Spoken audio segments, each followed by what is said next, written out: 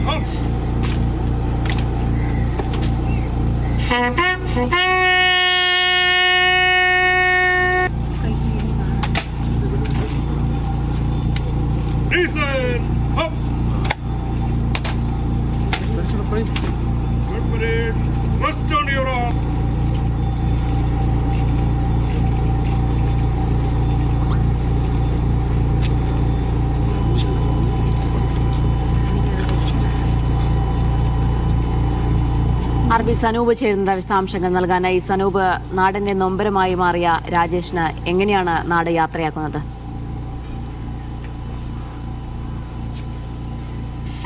നാടിന്റെ ധീരനായകൻ ആർ രാജേഷിന് ഇപ്പോൾ വിട പറയുകയാണ്. ഈ നാട്ടിൽ നിന്ന് തന്നെ, ഈ കേരളത്തിൽ നിന്ന് തന്നെ അദ്ദേഹത്തിന്റെ ധീര പ്രവൃത്തികൾ ഒരിക്കലും മറക്കാൻ കഴിയില്ല. കാരണം ഇത് ആദ്യമായിട്ടായിരുന്നില്ല അദ്ദേഹം ഇങ്ങനെ ഒരു രക്ഷാപ്രവർത്തനത്തിൽ പങ്കെടുക്കുന്നത്. 2018 പ്രളയത്തിലും 2024 വയനാട് ഉരുൾപൊട്ടൽ ദുരന്തത്തിലുമെല്ലാം തന്നെ സഹായ ഹസ്തങ്ങളുമായി രക്ഷാപ്രവർത്തനത്തിൽ സജീവമായി പങ്കെടുത്ത ആളാണ് ആർ രാജേഷ്. പക്ഷേ അദ്ദേഹത്തിന് കഴിഞ്ഞ ദിവസം ഉണ്ടായ വലിയ പ്രളയത്തിൽ കണ്ണൂരിൽ ഉണ്ടായിട്ടുള്ള ആ ഒഴുക്കിൽപ്പെട്ട് അദ്ദേഹത്തിന് ജീവൻ നഷ്ടപ്പെടുകയാണ്. ഇപ്പോൾ ഔദ്യോഗിക ബഹുമതികളോടുകൂടി തന്നെ അദ്ദേഹത്തിന് സംസ്കാര ചടങ്ങുകൾ നടക്കുകയാണ്. തിരുവനന്തപുരം കല്ലിയൂരുള്ള വീടിന്റെ പരിസരത്തുള്ള പ്രാഥമിക ആരോഗ്യ കേന്ദ്രത്തിൽ, കുടുംബാരോഗ്യ കേന്ദ്രത്തിൽ വെച്ചായിരുന്നു പൊതുദർശനം. മുഖ്യമന്ത്രി വി.ഡി. സതീശൻ, മന്ത്രിമാരായ സണ്ണി ജോസഫ്, പി.സി.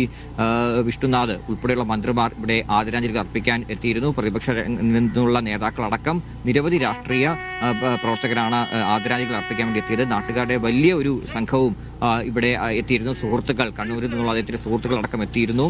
കണ്ണൂരിൽ മീൻതുള്ളി തുരുത്ത് എന്ന തുരുത്തിൽ അകപ്പെട്ടു പോയ കർഷകൻ ബെന്നിയെ രക്ഷിക്കുന്നതിന് വേണ്ടിയാണ് രാജേഷും കൂട്ടുകാരും അവിടെ എത്തുന്നത്. ബെന്നിക്ക് സ്വന്തം ലൈഫ് ജാക്കറ്റ് വരെ ഊരി നൽകിയ ശേഷമാണ് ബെന്നിയെ അദ്ദേഹം രക്ഷിച്ചത്. പക്ഷേ തിരിച്ച് കരയിലേക്ക് എത്തുന്ന സമയത്ത് വടത്തിൽ നിന്ന് അദ്ദേഹത്തിന്റെ പിടി വിട്ടുപോവുകയും അദ്ദേഹം ഈ ശക്തമായ മലവെള്ളപ്പാച്ചിലിന്റെ ഒഴുക്കിൽ പെട്ടുപോവുകയായിരുന്നു. അദ്ദേഹത്തിന്റെ മൃതദേഹം ഇന്നലെയാണ് കിട്ടിയത്. ഇന്നിപ്പോൾ ഇവിടെ കല്ലിയൂരെ സ്ഥലത്തെത്തിച്ച് ഇപ്പോൾ പൊതുദർശനമടക്കം പൂർത്തിയായി അദ്ദേഹത്തിന്റെ സംസ്കാര ചടങ്ങിലേക്ക് കടക്കാൻ കഴിഞ്ഞിട്ടുണ്ട്. അദ്ദേഹത്തിന്റെ വീടിന്റെ അവസ്ഥയടക്കം വലിയ ദുരിതത്തിലായിരുന്നു. കാരണം വീട് നിർമ്മാണം പൂർത്തിയായിരുന്നില്ല.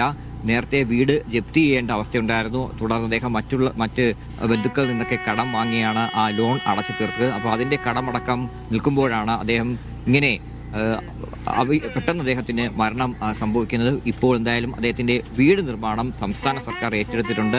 അത് മുഖ്യമന്ത്രി തന്നെ പ്രഖ്യാപിക്കുകയും ചെയ്തു. അദ്ദേഹത്തിന്റെ വീട് നിർമ്മാണം ഏറ്റെടുക്കുമെന്ന്.